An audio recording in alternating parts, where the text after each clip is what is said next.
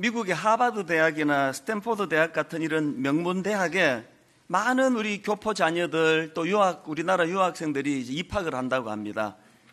그런데 문제는 그렇게 그 명문 대학에 입학을 어렵게 했는데 불행하게도 졸업을 못하고 도중에 탈락하는 경우가 생각보다 많다는 겁니다.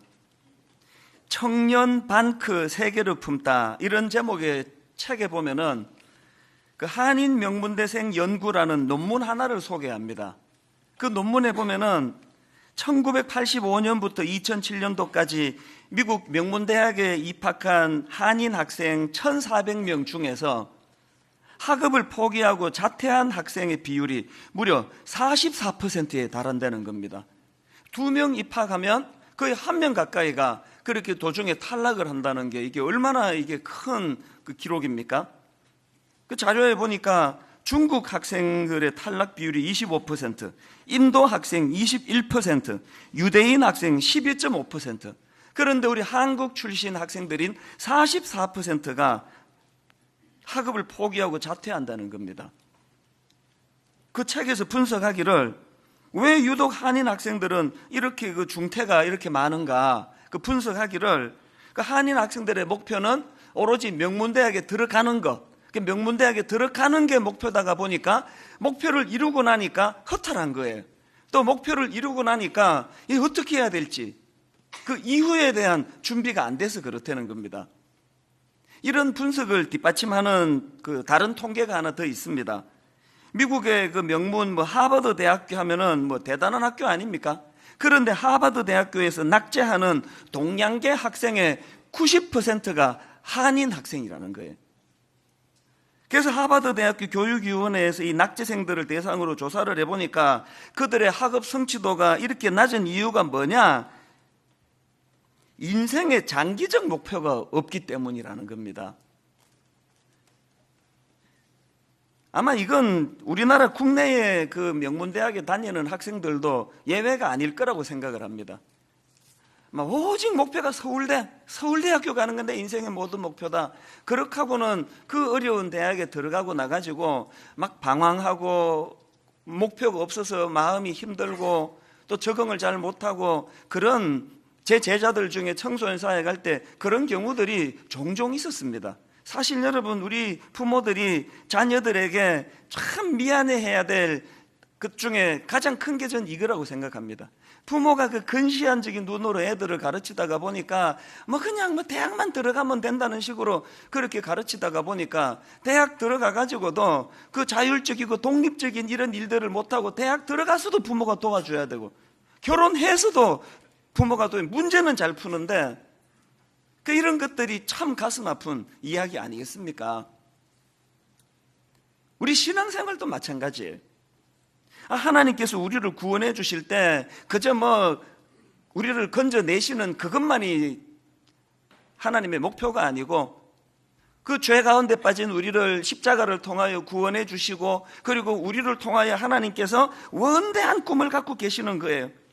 그 큰 꿈을 가지고 하나님이 동력자 삼아주시고 혼미한 이 땅을 섬기기를 원하시는데 우리는 그저 너무너무 근시안적인 눈을 가지고 있어가지고 구원받는 게 전부 아닙니까? 그래서 하버드 들어가가지고 그 혼미한 것처럼 신앙생활이 왜 이렇게 재미가 없겠습니까? 이제 천국 가는 티켓도 받았겠다.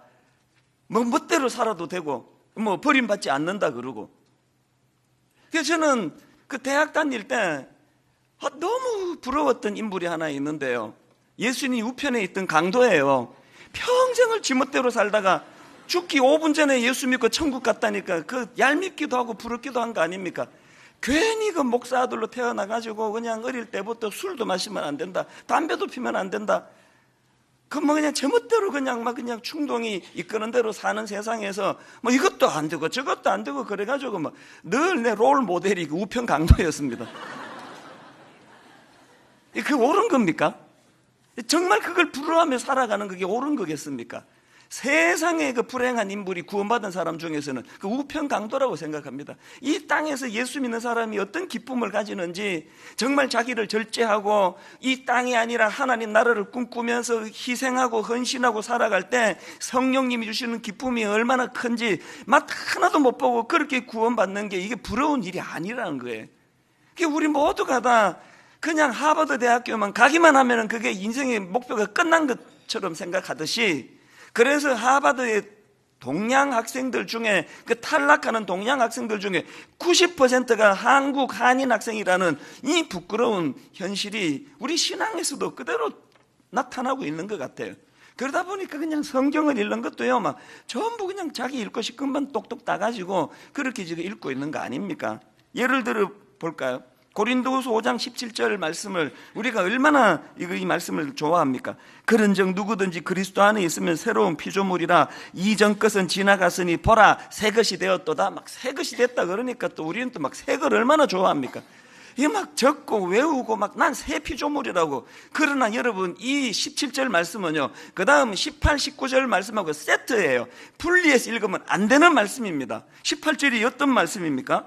모든 것이 하나님께로 났으며 그가 그리스도로 말미암아 우리를 자기와 화목하게 하시고 또 우리에게 화목하게 하는 직분을 주셨으니 곧 하나님께서 그리스도 안에 계시사 세상을 자기와 화목하게 하시며 그들의 죄를 그들에게 돌리지 아니하시고 화목하게 하는 말씀을 우리에게 부탁하셨느니라. 하나님의 관점으로는 우리를 새로운 피조물로 만들어 주시는 것이 최종 목표가 아니고, 그런 놀라운 은혜를 주심으로 말미암아 우리로 하여금 원수되었던 세상 사람들과 하나님 사이에 그 중재자가 되고 피스메이커가 되는 놀라운 사명을 우리에게 주셨다는 겁니다. 이건 뭐 까마득히 그냥 잊어버리고 난 그저 그냥 구원받았다는 이것만 노래하고 있으면 그건 반쪽짜리 신앙입니다. 고린도후서 5장 14절도 마찬가지입니다. 그리스도의 사랑이 우리를 강권하시는도다. 우리가 생각하건대 한 사람이 모든 사람을 대신하여 죽었은즉, 모든 사람이 죽은 것이라 이 놀라운 십자가의 사랑을 노래하신다면 그 다음 15절도 같이 읽어야 되는 거예요. 그가 모든 사람을 대신하여 죽으시면 살아있는 자들로 하여금 다시는 그들 자신을 위하여 살지 않고 오직 그들을 대신하여 죽었다가 다시 살아나신 이를 위하여 살게 하려 함이라. 우리가 이 구절을 쏙 빼놓고 그냥 나 구원받았다, 자격 없는 내가 하나님의 자녀가 되었다, 내가 천국 가게 되었다, 그래서 지금 잃고 있는 것이 얼마나 많습니까? 진짜 내가 십자가의 능력으로 구원받은 하나님의 자녀가 되었다고 한다면 내 안에 가슴 벅찬 사명이 뭐예요? 다시는 나 자신을 위해 살지 아니하고 날 구원하신 주를 위하여 살아가는 인생, 이것이 얼마나 내게 기쁨을 주고 얼마나 내게 이게 삶의 활력을 주는가를, 이거를 맛보는 게 이게 신앙생활 아닙니까? 이런 맥락에서 사도행전 1장 8절은 정말 중요한 말씀입니다. 우리가 요한복음 3장 16절 말씀이요, 하나님이 세상을 이처럼 사랑하사 독생자를 주셨으니 이는 그를 믿는 자마다 멸망하지 않고 영생을 얻게 하려 하심이라. 이 뭐 복음의 엑기스 중에 엑기스 아닙니까? 우리나라 크리스찬뿐만 아니고 막 전 세계 크리스찬들이 가장 사랑하는 말씀 중에 하나가 이 요한복음 3장 16절 아니겠습니까? 그 프로야구 그 월드 시리즈 같은 데를 보면은 그 우리나라에도 이제 그 중계를 하지 않습니까? 거기 보면은 꼭 이런 분이 있잖아요. 큰 이런 저 포스터에다가 잔 요한복음 3장 16절 이거를 써가지고 이게 들고 있는 분을 꼭 우리가 보거든요. 그 대단한 분이에요. 그 풋볼 그 결승전에 그 정도 자리를 찾으려면 돈도 막 어마어마하고요. 돈 있다고 티켓을 함부로 얻을 수 있는 데가 아니에요. 막 길을 쓰고 그 자리를 그분은 이제 그 차지해야만 되는 거예요. 왜? 사명이 있으니까. 다른 사람들은 지금 경기를 보고 즐기는데 그분은 경기보다도 이거 드는 게 사명이에요. 그 요한복음 3장 16절. 그 제가 그거를 볼 때마다 지금 저분이 대상으로 하는 건 난 크리스찬, 하나님을 모르는 사람으로 대상하니까 요한복음 3장 16절만 들고 있지만 우리는요, 그거를 볼 때마다 우리 밑에 글자 하나, 영적으로 하나 더 써붙여야 돼요. 요한복음 3장 16절이 쓰여져 있다면 그 밑에 사도행전 1장 8절도 같이 써야 되는 겁니다. 하나님이 어떤 은혜로 날 구원해 주셨는가에 대한 구원의 감격만 노래해서는 안 되고, 그 구원의 감격과 더불어서 하나님이 새로운 피조물이 된 우리들에게 주신 놀라운 사명, 땅 끝까지 이르러 내 증인이 되리라.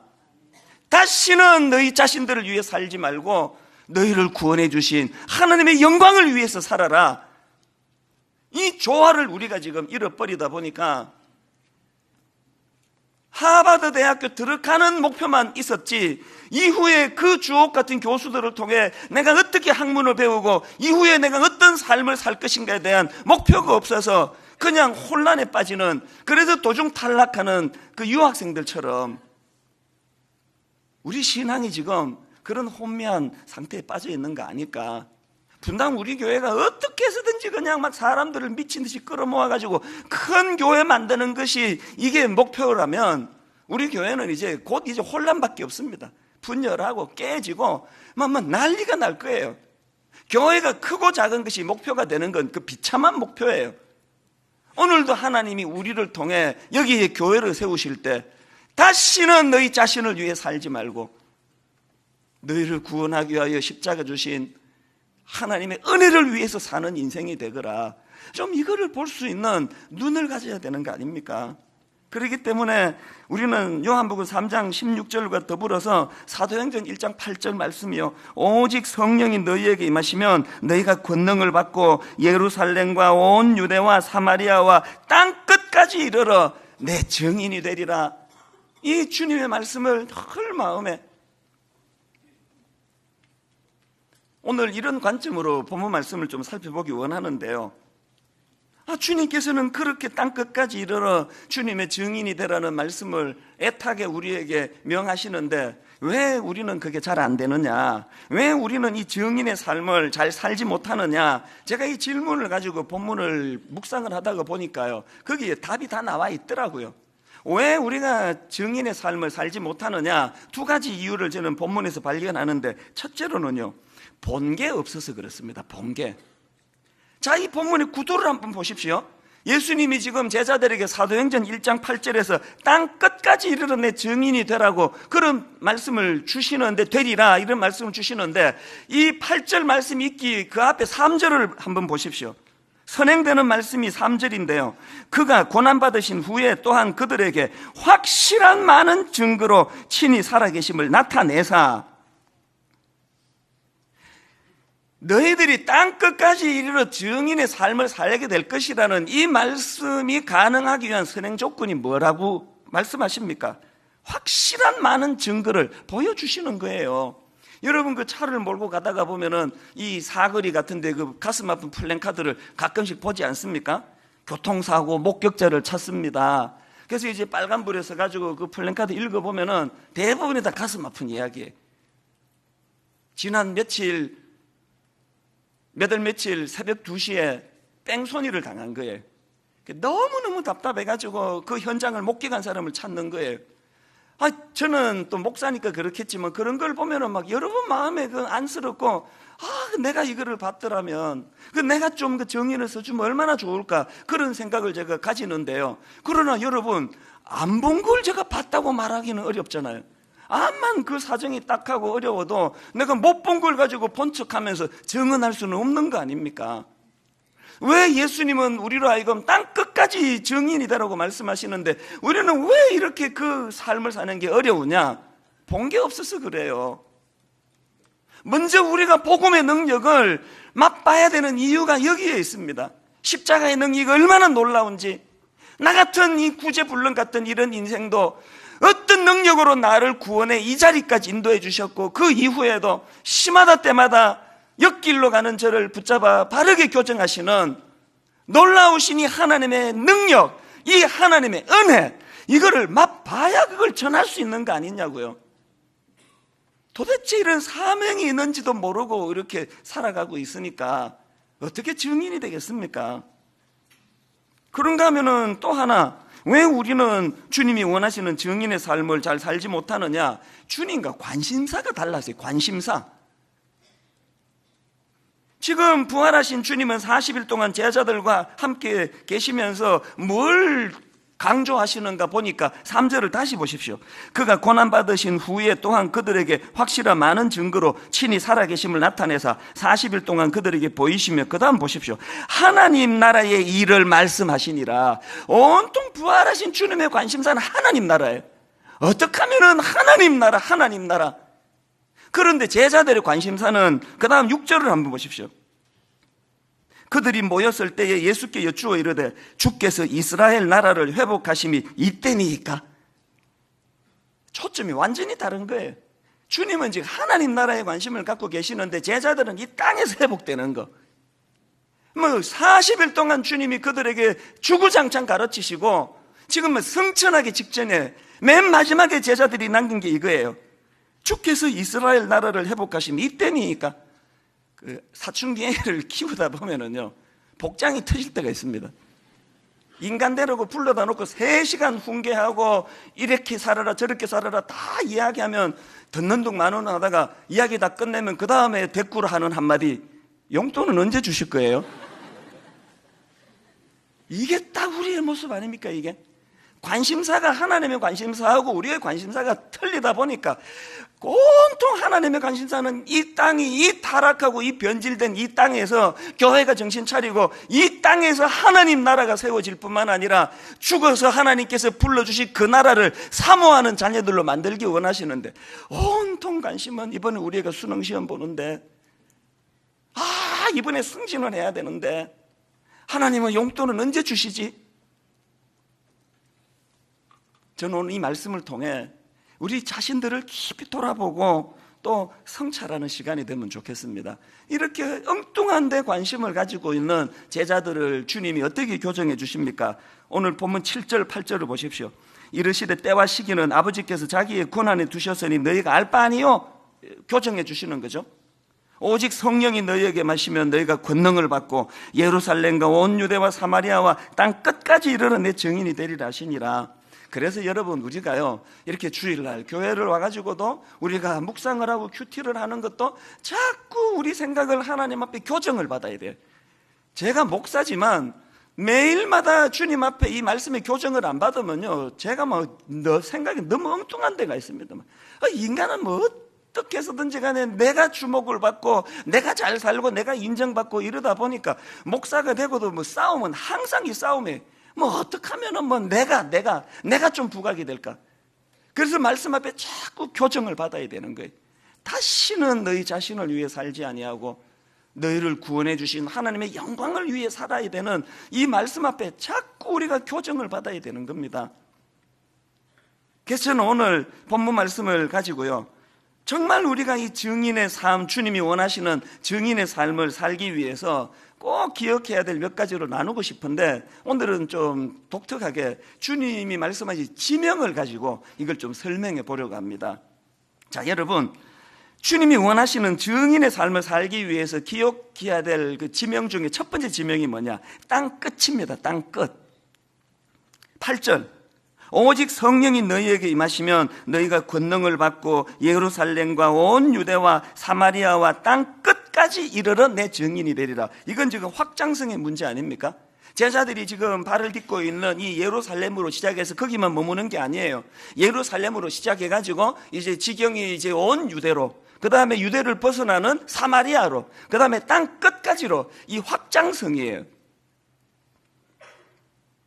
최근에 나온 그 신간 중에서 담장을 넘는 크리스천, 이런 제목의 책이 있습니다. 그 책 출판사 서평에 너무 제 가슴을 회개케 한다 그럴까요? 또 참 깨닫게 하는 그 글 하나를 제가 발견했습니다. 한번 들어보십시오. 계속 우리끼리만 행복한 바벨탑을 쌓을 것인가? 이대로 교회 안에만 숨어 있으면 공멸할 수밖에 없다. 성도 개개인이 세상 속에서 복음을 살고 말하도록 훈련받고 그 다음에 교회 담장을 넘어야 할 때이다. 제가 이 말씀을 읽는데 목사로서 가책도 느껴지고요, 한국교회가 너무 슬프기도 하고요, 고인물 같은 한국교회, 맨날 우리끼리 싸우고 우리끼리 미워하고, 스님이 저 욕하는 걸 나 본 적이 없습니다. 신부님에게 제가 세상 똑바로 살으라고 막 저를 엄해하면서 그런 글 올린 걸 본 적이 없습니다. 맨날 우리끼리 싸우는 거 아닙니까? 우리끼리. 계속 우리끼리만 행복한 바벨탑을 쌓을 것인가? 이대로 교회 안에만 숨어 있으면 공멸할 수밖에 없다. 그래서 제가 오늘 설교 제목을 그 책에서 따온 거예요. 담장을 넘어. 이 교회 울타리라고 하는 이 예루살렘이라고 하는 담장을 넘어 땅 끝까지 이 확장성. 여러분 그 다락방에서 모여가지고 맨날 우리끼리만 아웅다웅 해보세요. 다락방 1, 2만 나가면 다 상처받아요. 다 막 원수 맺고 막 꼴보기 싫고. 우리끼리 그냥 곳곳 한 10명 모여가지고 아웅다웅 하는 게 아니라 같은 곳을 바라보는 거예요. 같은 곳을. 서로 쳐다보면은 한 몇 번 보면 실적 나는 거 아닙니까? 부부 간에도 마찬가지예요. 맨날 부부 간에 그 신혼 때나 그러지. 부부가 그냥 둘이 쳐다보면서 아이고 이쁘다 그러고 있는 게 아니라 둘이서 같은 곳을 바로 같은 곳을. 어디까지? 땅 끝까지. 땅 끝까지. 저는 예전에 송인규 교수님이 쓴 책 중에서요. 책 제목이 이렇습니다. 세계를 품은 그리스도인. 이 책 제목이 너무 좋은 거예요. 세계를 품은 그리스도인. 제가 그냥 분당 우리 교회만 품고 있는 그리스도인이라면 저는 부끄러운 목사예요. 세계를 품은 그리스도인. 왜 이게 중요한가 하면은 주님이 명하시는 이 확장성이 우리 안에 없으면 고린도 교회를 보십시오. 세상에 그렇게 성령의 은사가 많다고 자랑하던 고린도 교회인데 바울이 그 고린도 교회를 향한 탄식을 한번 들어보십시오. 고린도전서 1장 12절 13절. 내가 이것을 말하거니와 너희가 각각 이르되 나는 바울에게, 나는 아볼로에게, 나는 게바에게, 나는 그리스도에게 속한 자라 한다는 것이니 그리스도께서 어찌 나뉘었느냐? 그렇게 성령의 은사가 많다고 하는 고린도 교회가 어쩌다가 이렇게 돼버렸습니까? 어쩌다가 이렇게 돼버렸냐고요? 땅 끝까지의 확장성이 없는 데는 100% 이렇게 100%. 그렇게 부흥하던 교회가 30년 지나지 않아가지고 참으로 부끄러운 자리에 빠질 수밖에 없는 많은 원인 중에 결정적인 원인이 이거예요. 우리 교회가 이렇게 좋은데 어디로 가느냐고. 우리 교회가 이렇게 좋은데. 여러분 일만성도 파송운동은요 작은 교회를 살리기 위한 측면도 있지만 우리 살자고 하는 일이에요. 한 대가 넘어가기 전에 분당 우리 교회는 세상에 역겨운 교회가 될 위험이 있다는 걸 인식해야 돼. 고린도 교회처럼. 어떻게 하면 됩니까? 확장성이 계속 지경을 넓혀 나가는 겁니다. 그 좋은 모범을 보여주신 인물이 바울 사도 아닙니까? 그렇게 자기 생각에 갇혀가지고 담에색으로 그냥 살기등등 해가지고 그게 자기 인생의 그냥 최고 가치인 줄 알고 그렇게 살았던 바울에게 주님이 복음으로 임하셔가지고 그 생각의 지경을 넓혀주니까 여러분 바울을 괴롭혔던 사람들이요 많은 경우가 다 먼저 믿는 크리스천들 아닙니까? 저게 무슨 사도 자격이 있냐고. 바울은 거기에 휘둘리지 않고 확장 땅 끝까지. 그래서 바울은 끝까지 건강할 수 있었던 거 아닙니까? 바울뿐입니까? 지난 2000년 기독교 역사 가운데 얼마나 많은 이런 예수님의 사도행전 1장 8절의 말씀을 순종하면서 산 인물이 많습니까? 제가 최근에 아프리카 선교사로 수고하시는 어느 선교사님 짧은 글 하나를 읽고 이 눈물이 이렇게 걸성걸성해지는 경험을 했는데요. 이분이 최근에 안식년으로 한국을 방문하신 거예요. 그래서 모처럼 한국에 와가지고 전라도 광주 양림동에 그 선교사 묘진지 이 선교사님만 거기에 묻혀 계시는지 모르겠는데요. 전라도 광주 양림동에 서서평 선교사님의 묘지를 방문하고 이 아프리카 선교사님께서 눈물을 활칵 쏟았다는 거예요. 제가 이 서서평 선교사님 자료를 좀 찾아보니까요. 이분은 미국 장로교 소속으로요. 1912년 그러니까 우리나라가 일본에 강제 합병되던 그 즈음에 이제 우리나라로 온 미국 선교사인데요. 그 당시 이분이 32살 미혼 처녀 선교사예요. 그렇게 결혼도 안 한 처녀 선교사가 32살에 한국에 와서 평생을 죽을 때까지 그 당시 미개하기 짝이 없는 조선 땅을 위해 가지고 고아와 과부들의 친구였답니다. 그렇게 하다가 이분이요 풍토병을 만나가지고 과로로 당시에 영양실조로 그렇게 죽었다는 거예요. 그 선교사님이 눈물을 왈칵 쏟은 대목을 제가 보니까요, 이 처녀 선교사님이 그 열악한 조선 땅에 평생을 헌신하시다가 돌아가실 때 남긴 재산이 담요 1장, 동전 7냥, 강냉이 몇 호. 뭘 이야기하는 겁니까? 땅끝. 그 당시로 이 선교사님 생각에 이 척박한 조선이 땅끝 아니었겠습니까? 하나님이 명령하신 땅끝에서 그 고아와 과부들과 더불어 주님의 사명을 감당하기 위해 다시는 나 자신을 위해 사는 인생이 아니라고 그러면서 섬겼더니 그게 이분의 행복이더라는 거예요. 이 서서평 선교사님의 전기, 일생을 다룬 그 책이 있는데 그 책 제목이 이렇습니다. 조선을 섬긴 행복. 그 제목 안에 다 담겨져 있는 거 아닙니까? 여러분, 오래 예수 믿은 저와 여러분이 정말 이런 기쁨을 단 한 번이라도 맛보신 분 계세요? 다시는 나 자신을 위해 살지 아니하고 하나님의 영광을 위해 살 때, 연약한 내 주변 사람들을 섬길 때 이게 나 위할 때보다 더 큰 행복이라는 것을 한 번이라도 맛보고 신앙생활 하시느냐고요. 서울 양화진에 있는 그 루비 캔드릭 선교사님의 묘비 문구 몇 번이나 제가 인용해 드렸는데요, 그 묘비에 쓰여진 이 문구, 만일 나에게 1000개의 목숨이 있다면 모두 조선 땅에 주기를 원하노라. 여기에 인생의 후회가 있습니까? 그 화려한 미국, 그 당시 1910년도 미국하고 1910년도 조선은요, 이 격차는 이거는 뭐 상상을 초월하는 거 아닙니까? 이 열악한 조선 땅에서 죽어가면서 여러분 인생의 후회가 여기 있습니까? 심지어는 미국 감리교 선교사 호머 헐버트의 묘비에 이렇게 적혀 있습니다. 나는 웨스트민스터 사원보다 한국 땅에 묻히기를 원하노라. 여기에 인생의 회한이 있습니까? 여기에 인생의 후회가 있습니까? 우리 좀 이렇게 사람 살면, 이렇게 좀 죽으면 좋지 않겠습니까? 세상에 남들 누리지 못하는 걸 집착하고 부귀영화를 누리고 죽을 때 갑자기 그냥 너무 먹어가지고 동맥경화 걸려가지고 그냥 호흡곤란으로 죽어서 되겠습니까? 여러분 뭐 그렇게 잘 안 먹어도 동맥경화가 오지만 또 동맥경화 걸리시면 상처받지 마시기 바랍니다. 그 동맥경화하고 이 동맥경화는 다른 이야기예요. 우리는 늘 이 땅끝을 지향해. 내 땅끝은 어딘가? 그런가 하면은 두 번째로 우리가 증인의 삶을 회복하기 위해 기억해야 될 지명이 한 군데 더 있습니다. 예루살렘입니다. 예루살렘. 사도행전 1장 8절을 다시 보십시오. 오직 성령이 너희에게 임하시면 너희가 권능을 받고 어디서 출발합니까? 예루살렘과 온 유대와 사마리아와 땅끝까지 이르러 내 증인이 되리라. 지금 이 말씀을 주시는 현장이 예루살렘이에요.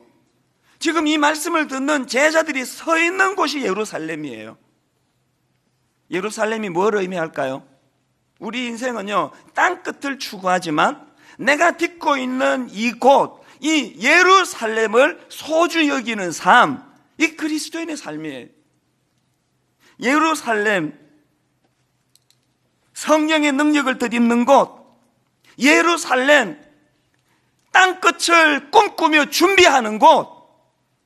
그래서 여러분 누가복음 24장 49절 볼지어다 내가 내 아버지께서 약속하신 것을 너희에게 보내리니 너희는 위로부터 능력으로 입혀질 때까지 이 성에 머물라 하시니라. 제자들이 땅끝을 꿈꾸면서 성령의 능력으로 덧입히기 전에는 함부로 설치지 말라는 주님의 말씀 아닙니까? 철저하게 바른 이곳에 디디면서 내 눈은 땅끝을 바라보는 여러분, 이런 삶이 이게 정말 어려울까요? 제가 어느 신학교 교수님의 칼럼을 봤더니 이런 내용이 나오더라고요. 진보적 그리스도인들 중에는 가끔 국가, 민족, 인류, 정의, 자유, 평등, 인권 등에 관한 거대 담론에는 능하나 개인적인 인격과 성품의 결함이 많은 사람들이 없지 않다. 민족과 국가라는 거창한 명분을 위해 몸바친 이들에게 사사로운 개인 윤리 따위는 중요한 것이 아니며 따라서 내면적 경건이나 종교적 계율 따위는 무시할 수 다고 여기는 영적 교만의 우를 범할 수 있는 것이다. 수신제가는 생략하고 치국 평천화만 하고 있을 수 있다는 것이다. 그 교수님이 이 진보적인 그리스도인들에게 뭘 지금 말하고 싶은가 충분히 느껴지면서, 여러분, 이게 진보적인 그리스도인에게만 해당되는 이야기입니까? 보수적인 그리스도인들은 이 문제가 해결이 됐습니까? 진보, 보수 가릴 것 없이 이 땅의 모든 그리스도인들이 회개해야 되는 게 뭡니까? 거대 담론에는 능하다는 거예요. 아프리카 막 그러면 눈물을 줄줄 흘려요. 북한, 통일 다 좋은데요, 그렇게 아프리카 영혼을 사랑하는 그 사람이 지금 내 옆에 지금 금방 예수 믿었다가 이 교회에서 상처받아가지고 교회를 안 나오는 성도들에게 문자 하나 안 보내주는 그 땅끝이 옳습니까? 땅끝을 추구하는 그리스도인이라면 오늘 내 삶의 현장인 이곳 예루살렘에서 내가 할 일이 뭔가? 고부간의 갈등 하나님 그 가정에 왜 주신 줄 아십니까? 그 며느리하고 시어머니 사이에 뭐 문제를 해결해 보려고 이렇게도 해보고 저렇게도 해보지만 인간의 힘으로는 할 수 없는 거구나 인식하게 만드시는 거예요. 그래서 내게 주어진 이 예루살렘에서 정말 사랑하기 어려운 저 며느리 하나, 정말 사랑하기 어려운 저 시어머니를 내가 사랑으로 품고 이를 악물고 노력하는 곳이 예루살렘. 이 예루살렘은 땅끝을 지향하는 사람들의 훈련 장소예요. 내 힘으로 할 수 없는 것, 성령의 은혜를 구하면서 성령님에게 은혜를 사모하면서 그게 예루살렘이에요. 이런 맥락에서 여러분, 오늘 수요일 날 국회의원 선거가 있는데요, 여러분 진짜 제대로 된 크리스찬이라면요, 아이 뭐 귀찮은데 뭐 내가 안 해도 뭐 그러고 뭐 그냥 투표 안 해야지, 오늘 그런 생각을 하고 계시는 분이 계시면 성령님이 그 심령을 막 뒤집어 버리기를 바랍니다. 너 미쳤니 너? 내게 주어진 이 작은 그 권리 행사 하나 해가지고요, 저는 진짜 꿈꿉니다. 이 땅에 정말 제대로 된 보수 정치가가 필요합니다. 이 땅에 정말 제대로 된 진보 정치가가 필요합니다. 정말 나라 사랑하는 보수 정치가, 보수 진보 정치가가 진검승부, 우리가 옳다고 믿는 이 이념을 가지고 우리 한번 제대로 나라 사랑하는 이런 일들을 펼쳐보자. 지금 선거 과정에서 보면은 정말 막 울분이 나와, 울분이. 저런 사람들을 우리가 믿고 4년씩이나 그는 표를 줄 때 그게 무슨 생각으로 표를 찍었냐고요. 정말 여러분 투표하셔야 돼요. 그리고 고정관념으로 나는 항상 몇 번이다, 이 나쁜 거예요.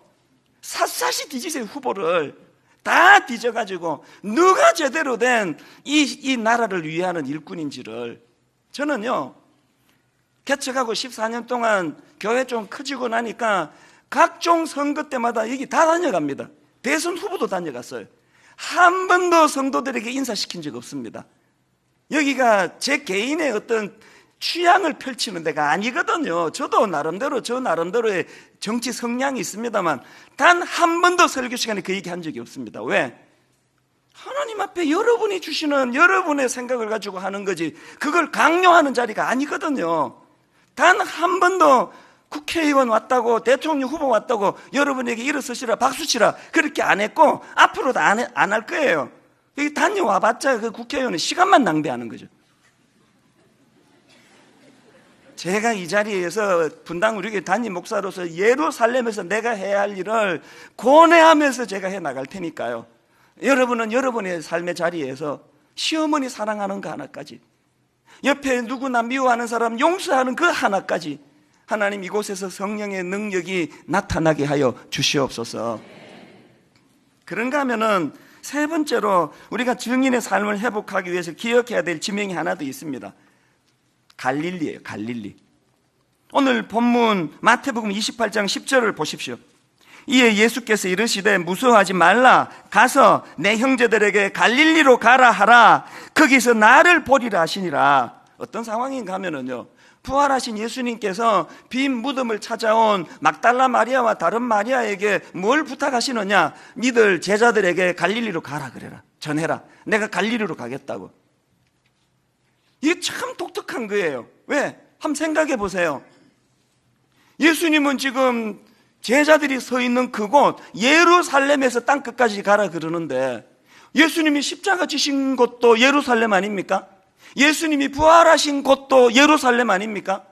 지금 예수님이 서 계신 곳도, 제자들이 있는 곳도 예루살렘 아닙니까? 거기서 땅끝까지 가면 되는데 왜 갈릴리로 가라고 그러시느냐고요. 여러분, 여기에 굉장히 중요한 의미가 담겨져 있습니다. 갈릴리를 거치지 않고 그냥 가슴 뜨겁다고 예루살렘에서 바로 땅끝으로 갔다가 타락하고 변질하는 일들이 일어나는 거예요. 이게 무슨 말씀이냐? 여러분, 예수님이 부활하신 다음에 제자들에게 가라고 명한 갈릴리에 어떤 의미가 있느냐? 갈릴리는요, 제자들의 첫사랑이 있는 곳, 첫사랑. 예수님을 만난 곳 갈릴리, 제자들이 자기들이 주님 없이는 얼마나 무능한 존재인가를 철저하게 깨달은 곳 갈릴리. 왜 땅끝으로 가기 전에 갈릴리를 가야 될까요? 사명을 감당하기 전에 잃어버린 첫사랑을 회복해야 돼요. 예수님께서 제자들을 갈릴리로 가라 말씀하시는데 거기서 주님이 무슨 일들을 계획하십니까? 요한복음 21장 3절에 보니까 제자들이 또 베드로가 옛날로 돌아갑니다. 시몬 베드로가 나는 물고기 잡으러 가노라 하니 그들이 우리도 함께 가겠다 하고 나가서 배에 올랐으나 그 다음 보세요. 비참한 실패예요. 그날 밤에 아무것도 잡지 못하였더니 그 비참한 현장에 부활하신 주님이 나타나세요.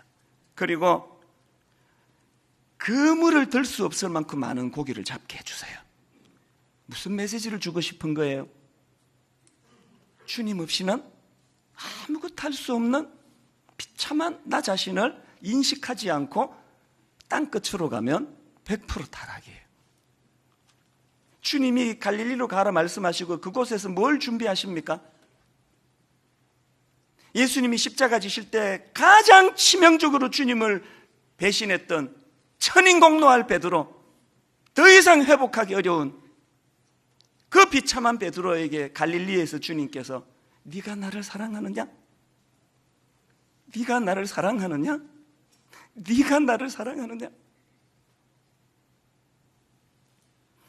비록 비겁하고 약해서 주님을 부인했지만 여전히 주님을 사랑합니다. 비록 십자가상에서 주님을 기쁘게 하는 일은 실패했지만 그러나 약해서 그랬지 주님 사랑하지 않아서 그랬습니다. 주님을 사랑합니다. 여전히 주님을 사랑합니다. 내 양을 치라, 내 양을 먹이라, 내 양을 치라. 베드로와 제자들에게 있어서 갈릴리는 첫사랑을 회복하는 곳인 동시에 용서받지 못할 실패하고 낙오한 우리 인생이 회복하는 장소가 갈릴리인 줄 믿으시기를 바랍니다. 결론을 저는 이렇게 맺기를 원합니다. 우리 그리스도인은 땅끝을 추구하는 인생이에요. 비록 내가 지금 어려운 삶 속에 있다 할지라도 주님이 내게 주신 사명, 땅끝을 추구하는 인생, 그런가 하면 철저하게 예루살렘, 내가 발을 딛고 있는 예루살렘에서 내가 이곳에서 성령님의 은혜를 구하고, 그런가 하면은 내 첫사랑의 장소 갈릴리를 늘 마음에 그리면서, 오늘 선교 주일이에요. 분당 우리 교회 예배는 오늘 마당에서부터 계속 진행이 될 텐데요, 우리 해외 선교부 또 국내 선교부에서 수고하시는 모든 분들 주님 이름으로 너무너무 존경하고요, 더 많은 우리 성도님들이 이 주님의 사명에 마음을 담기를 원하고요, 예배 마치고 마당에 미자립교회 생산 특산물을 판매합니다. 해외 선교지 어려운 교회 그 특산품을 저희가 판매하며 헌금을 합니다. 북한 선교부에서 또 우리가 지금 함께 섬기고 있는 분당 베트남인 교회 성도님들이 오셔가지고 마당에서 커피를 나누고, 고형은 선교사님이 오셔가지고 지금 북한 선교를 위해서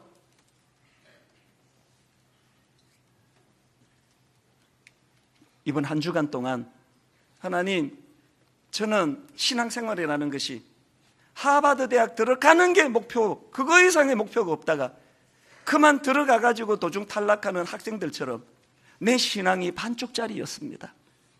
구원받는 은혜도 너무나 감사하지만 구원받은 이후에 내 인생에 주님 주신 사명, 이 사명을 잘 감당하는 그리스도인 되기를 원합니다. 이 마음이 회복되기를 바랍니다. 여러분, 오늘 설교를 녹여놓은 찬양 같습니다. 51번, 주님 다시 오실 때까지 나는 이 길을 가리라. 좁은 문, 좁은 길, 나의 십자가 지고 땅끝을 추구하며 가사를 생각하며 이렇게 찬양하기 원합니다. 주님 다시 오실 때까지, 주님 다시 오실 때 나는 이 길을 가리라. 이 길을 가리라. 좁은 문, 좁은 길, 좁은 길, 나의 십자가 지고 나의 땅 십자가 끝까지 가는 사람들에게 주시는 축복이 이겁니다. 나의 가는 이 길 끝에서 나는 주님을 보리라. 주님을 보리라. 영광의 내 주님, 영광의 내 주님 나를 맞아 주시리. 나를 맞아주시리. 주님 다시 오실 때까지 주님 다시 오실 때까지 나는 일어나 달려가리라. 주의 영광 온 땅 덮을 때 나는 일어나 노래하리. 내 사모하는 주님, 온 세상 구주시라. 내 사모하는 주님, 영광의 왕이시라. 우리 후렴 한 번 더. 주님 다시 오실 때까지, 주님 다시 오실 때까지 땅 끝까지 나는 일어나 달려가리라. 주의 영광 온 땅 덮을 때 나는 일어나 노래하리. 내 사모하는 주님, 온 세상 구주시라. 내 사모하는 주님, 영광의 왕이시라. 성령의 새바라, 성령의 새바라, 이 땅에 불어오소서. 주의 영 그 생기로, 주의 영 그 생기로 우리를 다시 살리사, 다시 살리사. 이 땅에 하나님 영광 거하는 하나님 영광도 그런 나라가 되게 하소서. 나라가 되게 하소서. 열방에 하나님 영광 비추는 하나님 영광 비추는 그런 나라가 되게 하소서. 우리 다 자리에서 일어나셔서 성령의 새바라, 성령의 새바라 이 땅에 불어오소서. 시시하게 살지 않습니다. 주의 영 그 생기로 주의 영 그 생기로 우리를 다시 살리사, 다시 살리사. 이 땅에 하나님 영광 거하는 하나님 영광도 그런 나라가 되게 하소서. 나라가 되게 하소서. 열방에 하나님 영광 비추는 하나님 영광 비추는 그런 나라가 되게 하소서. 나라가 되게 하소서. 그런 나라가 되게 하소서. 나라가 되게 하소서. 그런 교회가 되게 하소서. 교회가 되게 하소서. 기도하시고 선거를 앞두고 있는데 이 나라의 진짜 지도자를 볼 수 있는 현안을 달라고 기도하시고 세월호 2주 아닙니까? 여전히 슬픔 가운데 있는 이웃들을 돌아보는 긍휼함을 우리에게 허락하여 주시기 원합니다. 이 시간 주님 이름 3번 큰 소리로 선포하고 통성으로 같이 기도하시겠습니다. 주여 주여 주여. 살아계신 하나님 아버지, 이 땅에 성령의 바람이 일어나기를 원합니다. 아버지, 내가 발을 딛고 있는 이 예루살렘에 성령의 역사가 일어나기를 원합니다. 다시는 우리 자신을 위해 살지 아니하고 날 구원하신 하나님의 영광을 위하여 살아야 되겠다는 결단이 일어나기 원합니다. 하나님 아버지, 우리가 추구하는 곳은 땅끝입니다.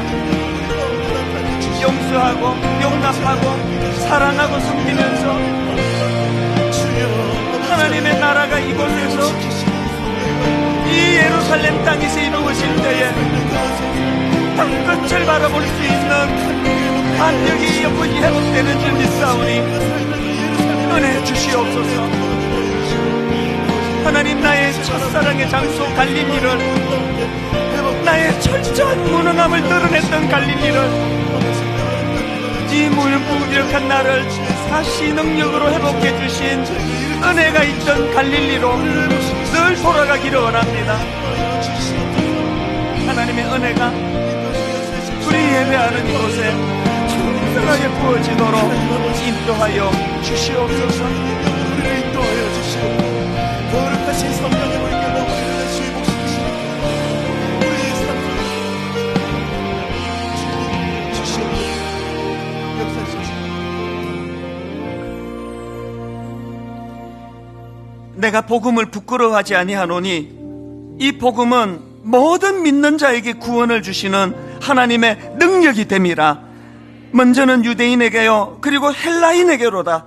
하나님,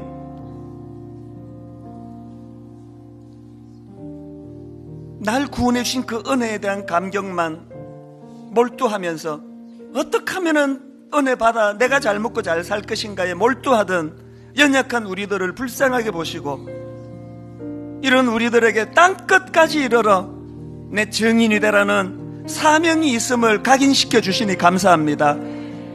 하버드 대학교에 입학하는 것만 목표로 삼았다가 그것이 오히려 자퇴하게 되는 슬픈 결과를 가져오는 것처럼 우리의 신앙은 그저 구원받은 이 자리에 머무는 감격의 자리에 머무는 것이 아니라 그 감격을 하나님의 영광을 위하여 이 나라와 민족을 위하여 쓰임받고 보탬이 되는 곳으로 흘려보내게 하여 주시옵소서. 이번 한 주간 곳곳에서 그리스도의 향기를 드러내며 그 기쁨을 맛보다가 또다시 한 주일 지나고 이곳에 모여 은혜를 나누는 복된 저희들의 삶이 되게 하여 주시옵소서.